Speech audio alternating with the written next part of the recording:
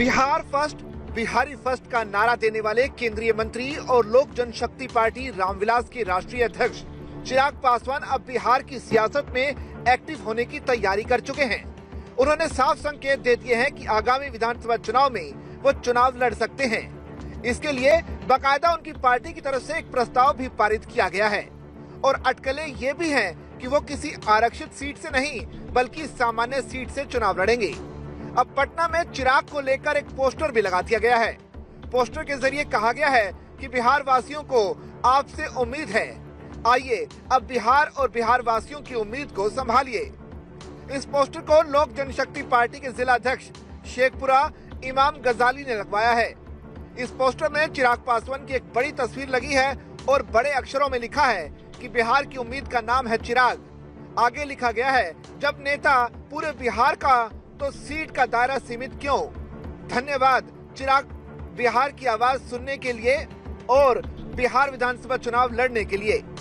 Poster के जरिए और भी कई बातें कही गई हैं। लिखा गया है कि पलायन अब आप ही रोक सकते हैं, रोजगार आप ही दीजिएगा।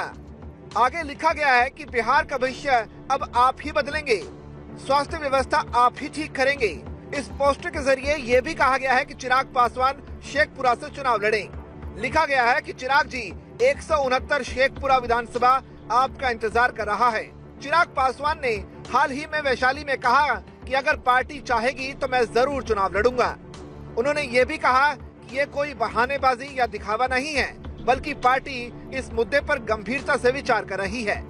उन्होंने कहा कि लोकसभा चुनाव की तरह इस बार भी पार्टी का स्ट्राइक रेट बेहतर करने का लक्ष्य है और कई बार देखा गया है कि जब कोई बड़ा नेता खुद मैदान में उतरता है तो उसका असर पूरे संगठन पर पड़ता है। चिराग ने यह भी कहा कि उनके चुनाव लड़ने से बिहार में एनडीए को फायदा हो सकता है। उन्होंने कहा कि ये फैसला सिर्फ व्यक्तिगत महत्वाकांक्षा का नहीं बल्कि पार्टी और एनडीए गठबंधन की रणनीति का हिस्सा है। लेकिन 3 बार के सांसद और मंत्री चिराग पासवान अब विधायक क्यों बनना चाहते हैं? क्या उनका मकसद सिर्फ विधायक बनने तक सीमित है या उसका अगला कदम मुख्यमंत्री पद की दावेदारी होगा? इसका जवाब तो आगे मिलेगा, लेकिन चिराग पासवान के इस दांव ने बिहार में सियासी सरगर्मी जरूर बढ़ा दी है। एलजेपी के सांसद और प्रदेश प्रभारी अरुण भारती ने अपने नेता का समर्थन करते हुए बिहार में चुनाव लड़ने के फैसले का स्वागत किया।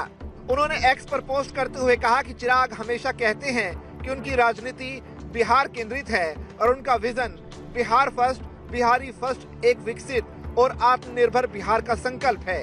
ये तभी संभव है जब वो खुद बिहार में रहकर नेतृत्व करें। जब मैं प्रदेश प्रभारी के रूप में गांव-गांव गया, हर जगह लोगों की एक ही मांग थी कि चिराग को अब बिहार में बड़ी भूमिका निभानी चाहिए। हाल ही में पार्टी कार्यकारिणी की बैठक में भी सर्वसम्मति से प्रस्ताव पास हुआ कि वो आगामी विधानसभा चुनाव में खुद चुनाव लड़ें। अरुण भारती ने आगे कहा कि कार्यकर्ताओं की ये भी भावना है कि इस बार किसी आरक्षित सीट से नहीं बल्कि एक सामान्य सीट से चुनाव लड़ें, ताकि ये संदेश जाए कि वो सिर्फ एक वर्ग नहीं बल्कि पूरे बिहार का नेतृत्व करने के लिए तैयार हैं। बिहार में चुनाव से पहले चिराग पासवान की रणनीति साफ है।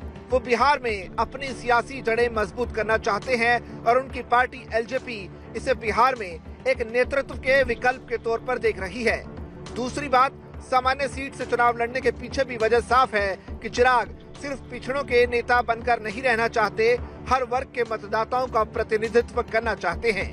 उन्होंने खुद भी इस बात को स्वीकार किया कि वो दिल्ली में रहकर बिहार की राजनीति नहीं की जा सकती और उन्हें लोगों के बीच बिहार जाने की जरूरत है।